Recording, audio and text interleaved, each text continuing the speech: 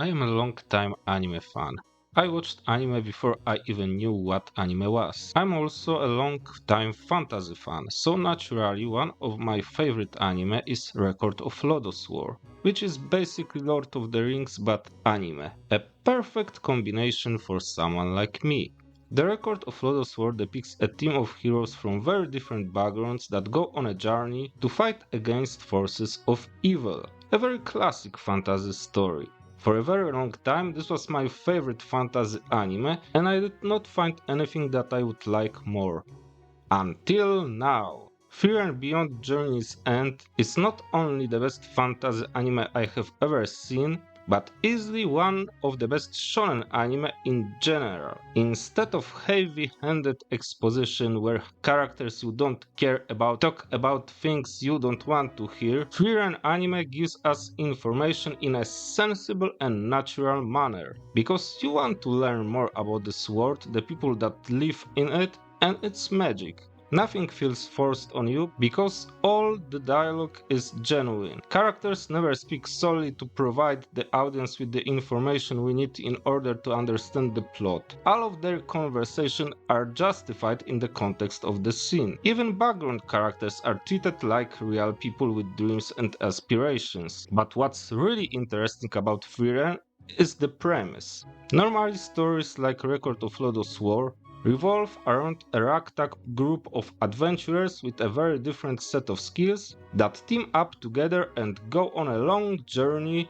to defeat the Dark Lord. Frieren, however, begins at the end of that journey. In the first episode, Frieren and her companions celebrate the defeat of the Demon King. Most of the story is set 80 years after that. It's not a revolutionary concept, similar things have been done before, but I have never seen it done so well. Frieren is an elf capable of living thousands of years, so the few years she spent with the heroes is a really small part of her life. Yet it made a huge impact on her, and she slowly realized how much that time changed her.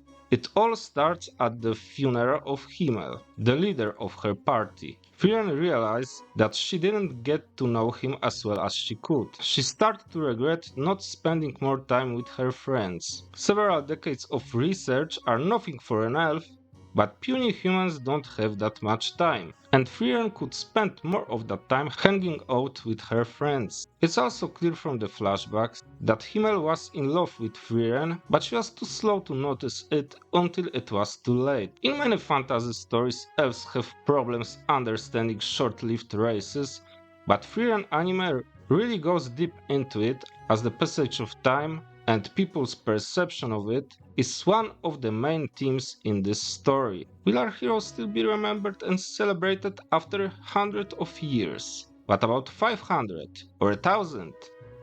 Because it's clear that humans forgot a lot about their history, and there are things only someone like Frieren can still remember. I also noticed that we don't really know that much about Frieren. We know she was one of the heroes that saved the world, but who was she before that? She's a 1000-year-old elf after all. So it means that a huge chunk of her backstory is unclear not only for us, the audience, but also for Frieren companions. Yes, Frieren did not bother to get to know her companions better, but her friends also didn't know that much about her, which I find really fascinating. Another great thing about Frieren Beyond the Journey's End is magic. It's been some time since I saw functional magic in a show or a movie. Multiverse of Madness writers could learn a lot from Frieren. Doctor Strange throwing random zombie cats from his hat and demon hands from his pants is far from ideal. Unlimited magic like that can only work in parodies that rely mainly on comedic moments. Fortunately, wizards in Frieren are limited by this wonderful thing called mana. Maybe you heard of it. Mana and casting time are the only two things that truly matter here. It's simple and more importantly, it works. All the wizard has to do is cast spells faster than his opponent and defeat him before he gets out of mana, or endure and wait for his opponent to go out of mana. A simple system like this creates clear conditions for winning The goal of the wizards is always obvious, the flow of the battle is easy to follow, and it still leaves characters room to be clever. Unlike MCU wizards, we as an audience can praise Frieren characters for doing something clever because we understand the simple rules of this magic system, and we feel satisfied when characters use those rules to their advantage. But one of my favorite scenes involves a few wizards going completely out of mana and they have to resolve their fight with fists. Just because you can't cast spells anymore doesn't mean you can't fight. It was really satisfying to see even side characters trying so hard. I would want to recommend Frieren Beyond Journey's End to anime fans, fantasy fans, and everyone who is tired of modern entertainment. In a world where everything has been reduced to garbage, it's good to still have something that is truly worth watching.